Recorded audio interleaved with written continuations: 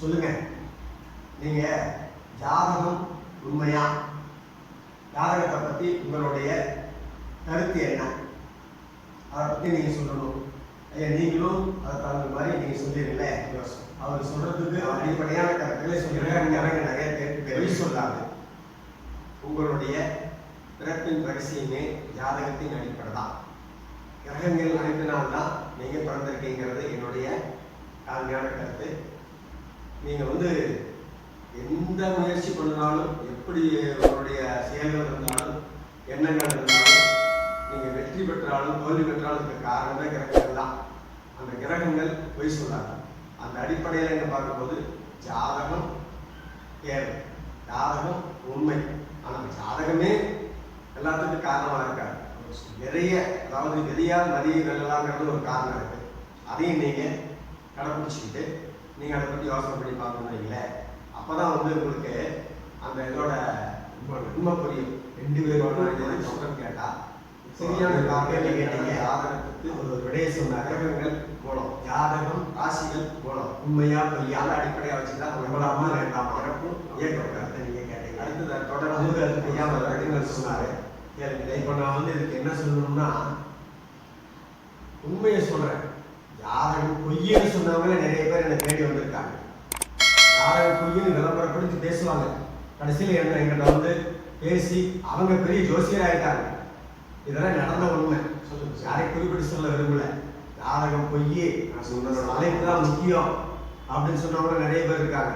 இப்ப என்னன்னு கேட்டா எனக்கு மேல பெரிய ஜோசியர் ஆயிட்டாங்க. இதெல்லாம் நீங்க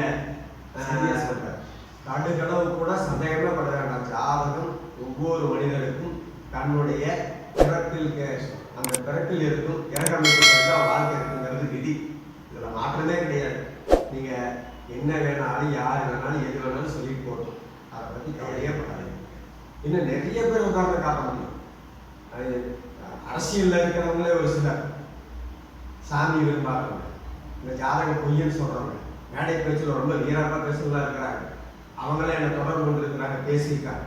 நல்லா நிரூபிக்க முடியும். ஜாதகம் பொய்யே கிடையாது. கிரகங்கள் கரெக்டா அதோட வேலையை கரெக்டா செய்யும். ஆனா என்ன, ஜோதிடர்கள் சரியா கணிச்சு சொல்லணும். அதுதான் வித்தியாசம். சரியான ஜோதிடர்கள் உங்களுக்கு கிடைச்சா சரியான அவை வாழ்க்கை அமைப்பும் ஏற்படுத்தி கொடுப்பாங்க. இதுல மாற்றமே கிடையாது. நானே எதுக்கு சொல்றேன்னு கேட்டா, நிறைய பேர் நபர்கள் ஜாதகத்தை தப்பான நபர்களை போய் அணுகி இந்த தோஷம் இருக்கு, அந்த தோஷம் இருக்குன்னு சொல்லி அவங்களுடைய தோஷ நிவர்த்தியாக பல லட்சங்களும் ஆயிரங்களை செலவு பண்ணி சங்கடப்பட்டு இருக்காங்க. அந்த இதுல இருந்து மீளணும்னா நல்ல ஜோதிடரை அணுகுங்க.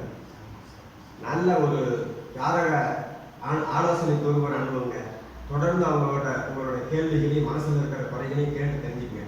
அப்போதான் உங்களுக்கு வாழ்க்கையில நிவர்த்தி கிடைக்கும், நல்ல முடிவுகள் கிடைக்கும். அதுக்குன்னு ஜாதகங்கள் பொய்ன்னு சொல்லிட்டு இருக்கிறாங்களா, அதெல்லாம் பொய்யே. எல்லா இடத்துலையும் விமர்சனம் பண்றவங்க இருந்துட்டு தான் இருக்கிறாங்க.